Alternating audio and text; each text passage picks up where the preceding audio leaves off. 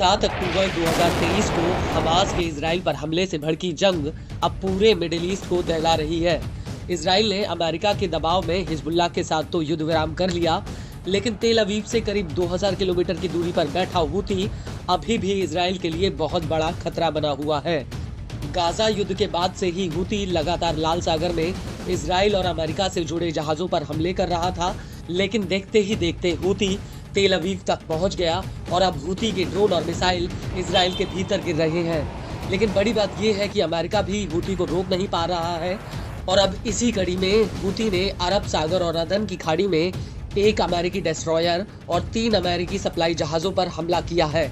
खुद हूती के प्रवक्ता ब्रिगेडियर जनरल याहा सारी ने इन हमलों की पुष्टि की है। सारी का कहना है कि हूती के लड़ाकों ने अमेरिकी सेना के स्टेना इम्पैकेबल, मर्स साराटोवा, लिबर्टी ग्रेस और एक अमेरिकी डिस्ट्रॉयर पर मिसाइल और ड्रोन अटैक किया है। नफذت القوات البحرية وسلاح الجو المسير والقوة الصاروخية في القوات المسلحة اليمنية بعون الله تعالى عملية عسكرية نوعية ومشتركة। लेकिन सबसे बड़ी बात यह है कि हूती ने अमेरिकी जहाजों पर 16 बैलिस्टिक मिसाइल, एक क्रूज मिसाइल और एक ड्रोन अटैक करने का दावा किया है। मिसाइलों की संख्या के लिहाज से ये हमला अपने आप में काफी बड़ा है, लेकिन इस सब के बीच अमेरिका और इजराइल के लिए सबसे बड़ी चिंता की बात यह है कि हूती पिछले 1.5 साल में मिडिल ईस्ट में 100 से ज्यादा हमले कर चुका है। हूती के हमलों में 4 सेलरों की जान चली गई, जबकि उसने 2 जहाजों को समुद्र में डुबो दिया और एक जहाज अभी भी हूती के कब्जे में है।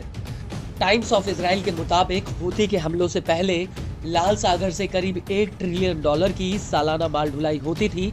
इसके अलावा दुनिया का करीब 12% समुद्री व्यापार इसी रूट से होता था, लेकिन हूती के हमलों की वजह से ये पूरा ट्रेड चौपट हो चुका है। हालांकि हूती को रोकने के लिए अमेरिका और ब्रिटेन ने कई बार यमन के भीतर हूती के सैन्य अड्डों पर हमला किया, लेकिन उसके बावजूद भी हूती के हमलों में कोई कमी नहीं आई, बल्कि अब हूती और ज्यादा आक्रामक तरीके से पश्चिमी देशों के जहाजों को निशाना बना रहा है। लेकिन हैरान करने वाली बात यह है कि हूती के हमले न सिर्फ इजराइल और अमेरिका को परेशान कर रहे हैं, बल्कि अरब देश मिस्र को भी हूती के हमलों की मार झेलनी पड़ रही है।